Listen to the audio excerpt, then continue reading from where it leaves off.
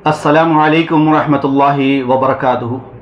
मैं डॉक्टर सैयद आसिफ उमरी, नाज़िम जमीयत अहले हदीस हैदराबाद और Secunderabad, director MPEC Moghalpura, general secretary Jamiat Ut Tauheed Masjid Umar Farooq Shamshabad, तमाम नाज़रीन की खिदमत में मौजूदा हालात के तनाजुर में चंद ज़रूरी अहम बातें पेश कर रहा हूँ।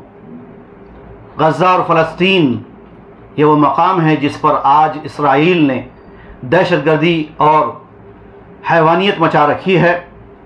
ऐसे मौके पर जबकि निहत्थे मासूम फ़लस्तीनियों का, बच्चों का और औरतों का कत्लेआम हो रहा है, हम सब मुसलमानों की, आलम इस्लाम की, बिलखुसूस हम हिंदुस्तानी मुसलमानों की हम पर क्या ज़िम्मेदारियां हैं, इस ताल्लुक़ से चंद ज़रूरी बातें पेश कर रहा हूँ। गौर से समाअत कीजिए। औज़ु बिल्लाहि मिनश शैतानिर रजीम, बिस्मिल्लाहिर रहमानिर रहीम। सूरह माइदा आयत नंबर 51। औज़ु बिल्लाहि मिनश शैतानिर रजीम। या अय्युहल्लज़ीना आमनू ला तत्तखिज़ुल यहूदा वन नसारा औलिया। अल्लाह ताला का फरमान है कि ए ईमान वालो, तुम यहूद और नसारा को अपना दोस्त न बनाओ। ये अल्लाह ताला का हुक्म है जो अल्लाह ताला ने नबी मोहतरम सल्लल्लाहु अलैहि वसल्लम पर आज से 1500 साल पहले नाजिल फरमाया था।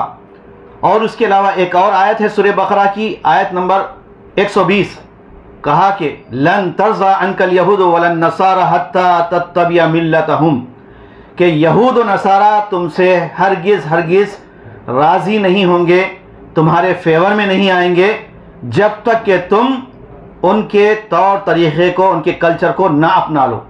मोहतरम नाज़रीन, मैं इस मौके से तमाम मुसलमानों के लिए एक पैगाम देना चाहता हूँ। उसके बाद हम मुसलमानों के करने के काम क्या है, जिम्मेदारियाँ क्या है, वो भी बताऊँगा।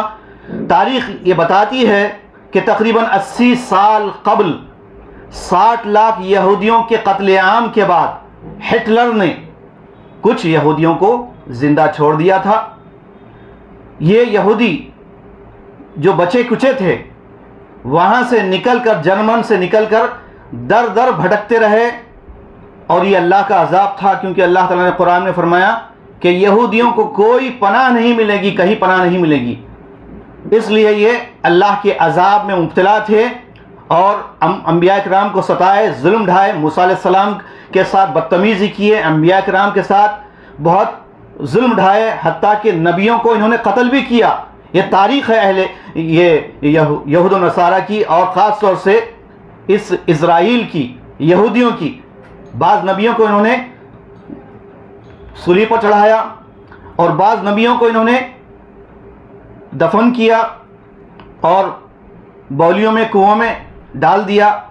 तो अलगर्ज़ ये कौम इंतहाई ज़लील कौम है, यहूद व नसारा, और यहूदी कौम ख़ास तौर से इज़राइल। तो इसके ताल्लुक़ से हम तमाम को अल्लाह की तरफ से ये हुक्म भी मिल गया था कि मुसलमानों के कभी दोस्त नहीं बन सकते। मुसलमानों ने क्या किया?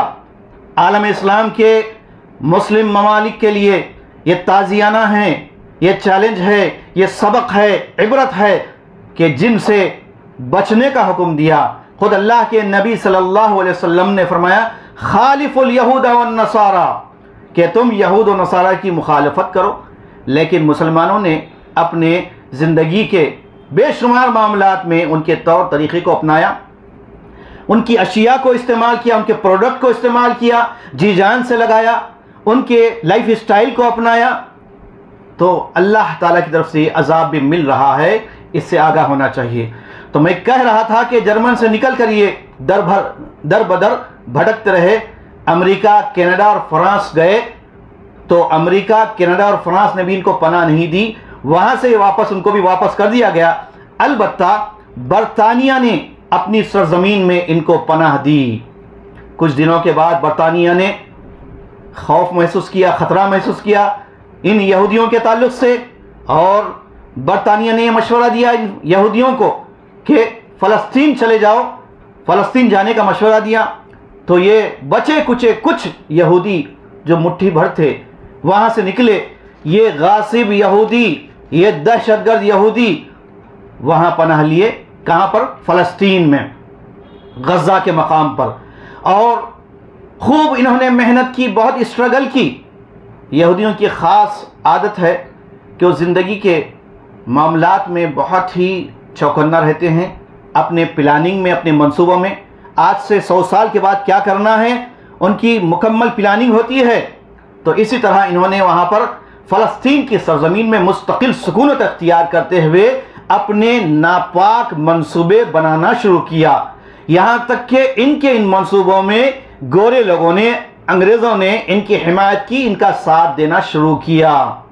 तो फ़लस्तीनियों ने, जो भोले भाले हैं, फ़लस्तीनी भोले भाले इन मुसलमानों ने इन यहूदियों को न सिर्फ अपने मकाम पे, अपने मुल्क में जगह दी, बल्कि कारोबार में भी शरीक किया, ज़मीनें दी और उनको जायदादें दी, उनकी मुकम्मल तौर पर मदद की।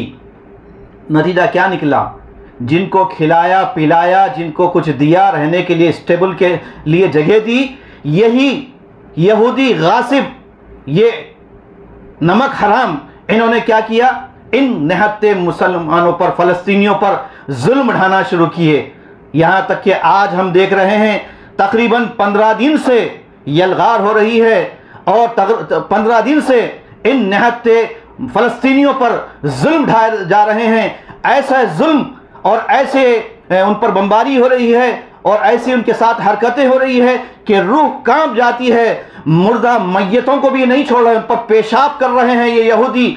ऐसी गलीज़ कौम है और ऐसी ये इंसानियत के दुश्मन हैं। ये नंबर 1 पूरी इंसानियत के दुश्मन हैं। दुनिया के तमाम मुस्लिम ममालिक से हमारी अपील है कि सबसे पहले मुस्लिम ममालिक इनका जो है सफारती ताल्लुकात मुनक़ते कर दे, ख़त्म कर दें और इन परेशान हाल फ़लस्तीनियों को, जो कि जिसमें बीमार भी हैं, जो कि ज़ख्मी भी हैं, परेशान हाल हैं, इनके सारे घर, सारे बस्तियाँ मिलियामेट कर दी गई है। यहाँ की मस्जिदों को भी मिस्मार कर दिया गया है।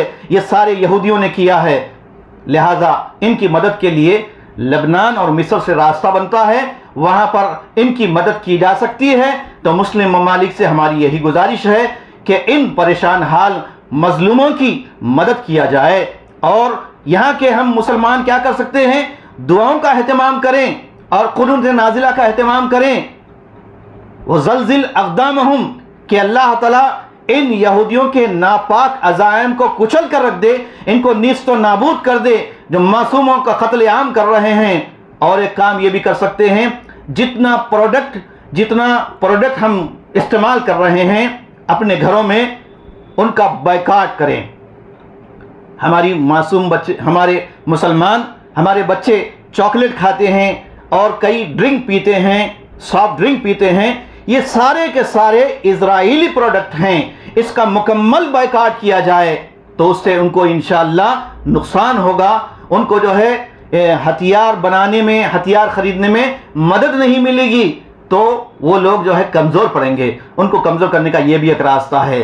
और आखिरी मेरी गुजारिश यही है कि सारे मुसलमान इन हालात से सबक लें, इबरत लें। अल्लाह ताला जो ये वाक़यात हो रहे हैं, ये यूं ही नहीं है, हमारे लिए सबक है कि हम सुधर जाएं, हम अपने मकसद ज़िंदगी को समझें और अपने दुश्मन को पहचानें और अल्लाह की ताबेदारी करें। यहूद व नसारा के, यहूदियों के नक्श कदम पर ना चलें और उनके तौर तरीक़े का बायकाट करें। तब जाकर इंशाअल्लाह अल्लाह की मदद आएगी और क़िबले अव्वल बैतुल मक़दिस फिर मुसलमानों के हाथ आएगा। वो बैतुल मक़दिस जो आज सदा दे रहा है, कहाँ हैं मुसलमानों? कल तक तुम्हारी पेशानियाँ यहाँ पर अल्लाह की बारगाह में सजदा रेज़ होती थी।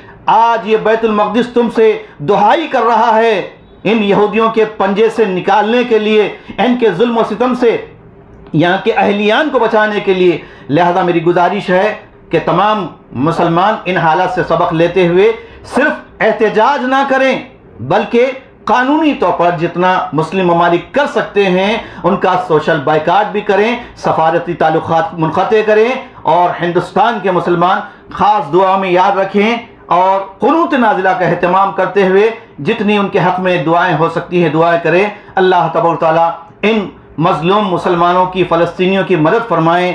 और इन यहूदियों के नापाक अज़ाइम को, उनके जुल्म सितम का ख़ात्मा फरमा दे और उनको अल्लाह ताला इस सरज़मीन में जहाँ पर उन्होंने जुल्म ढाए हैं वहीं पर उनको तबाह ताराज कर दे। ये हमारी दुआ है और हम इन मज़लूमों के हक़ में भी दुआ करते हैं कि अल्लाह ताला उनकी गायबाना मदद फरमाए। आमीन। अस्सलामु अलैकुम रहमतुल्लाहि व बरकातुहू।